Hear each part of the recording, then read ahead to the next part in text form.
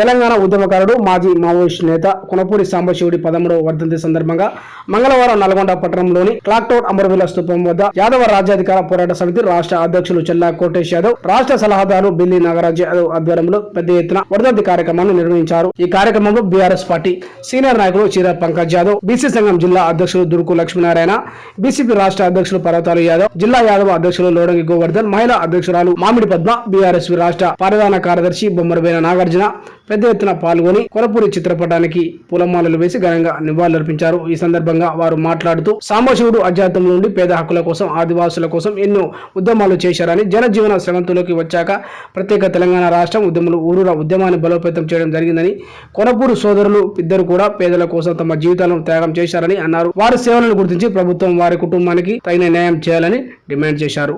ఈ కార్యక్రమంలో మేక శ్రీధర్ రెడ్డి, లింగయ్య, చిలుకల ప్రకాష్ యాదవ్, బిర్యాల సైదులు, గుండబోయిన సురేష్ యాదవ్, కొత్తపల్లి సర్పంచ్ నాగయ్య, తూపురు శంకర్, గోర్ల మహేష్, హరిబాబు, యాదగిరి తదితరులు పాల్గొన్నారు.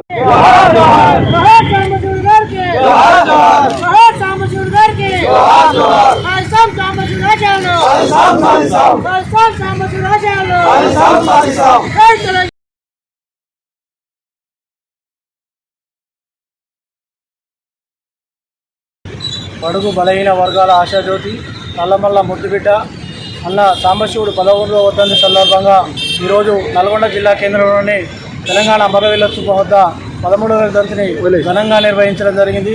ఈ సందర్భంగా సాంబశివుడు ఆనాడు అజ్ఞాతంలో ఉన్న జనజీవనంలోకి వచ్చినా కూడా పేద ప్రజల కోసం, ఆదివాసుల హక్కుల కోసం, బడుగు బలహీన వర్గాల హక్కుల కోసం ఎంతో పోరాటం చేసినటువంటి యోధుడు.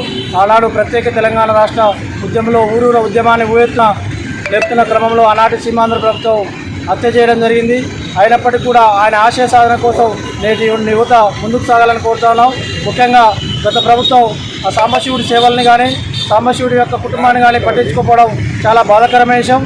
ఇప్పుడున్నటువంటి గౌరవ ముఖ్యమంత్రి రేవంత్ రెడ్డి గారు ఆ యొక్క కుటుంబాన్ని, వాళ్ళ యొక్క ఫ్యామిలీని ఆదుకోవాలని, అదేవిధంగా వాళ్ళకి నామినేట్ పదవుల్లో ప్రాధాన్యత కల్పించాలని కోరుతా ఉన్నాం.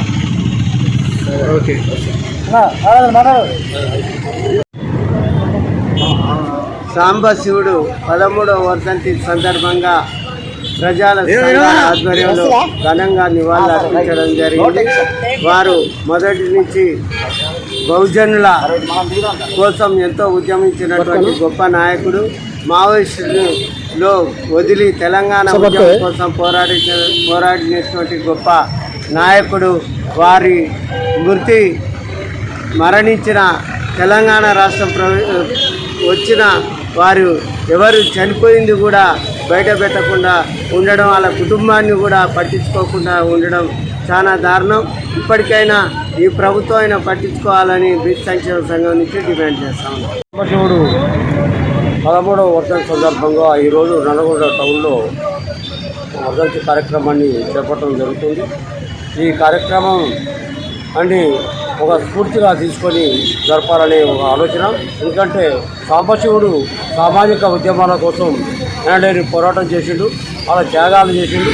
ఆ పోరాటాల స్ఫూర్తితోని ఇప్పుడు ప్రజలు సామాజిక తెలంగాణని సాధించడం కోసం మరొకసారి ముందుకు రావాల్సిన అవసరం ఉంది. ఎందుకంటే తెలంగాణ కోసం తప్పించి అనే ఉద్యమాలు చేపట్టిన పరిస్థితి మన అందరూ కూడా తెలుసు. కాబట్టి మరి సాంబశివుడు కారణం కన్నా రాజ్యం అంటే తెలంగాణ రాజ్యం వచ్చే పరిస్థితి ఇప్పుడు రాలేదు. కాబట్టి సామాజిక తెలంగాణ వచ్చి బహుజనుల రాజ్యాధికారం రావడం కోసం మన అందరూ కూడా కంకణబద్దులు కావాలని కోరుతున్నాం. వర్గాల ఆశాజ్యోతి సాంబశివుడు అన్నగారి 13వ వర్ధంతి సందర్భంగా గడియారం సెంటర్లో ప్రముఖులతో కలిసి ఈరోజు ఘనంగా ఆయన విగ్రహానికి పూలదండ వేసి నివాళులు అర్పించడం జరిగింది. ఎంతో పేదల కోసం ఆయన కృషి చేసిన వ్యక్తి. అలాంటి తెలంగాణ కోసం, భూమి కోసం, భుక్తి కోసం పోరాడిన వ్యక్తి. ఆ వ్యక్తిని మన మధ్య లేకపోవడం ఎంతో మనకు బాధాకరము. తెలంగాణ కోసం ఎంతో కొట్లాడిన వ్యక్తి. ఆయనకు ఘన నివాళులు అర్పించి ఆయన ఆత్మశాంతి కూరాలని కోరుకుంటున్నాం.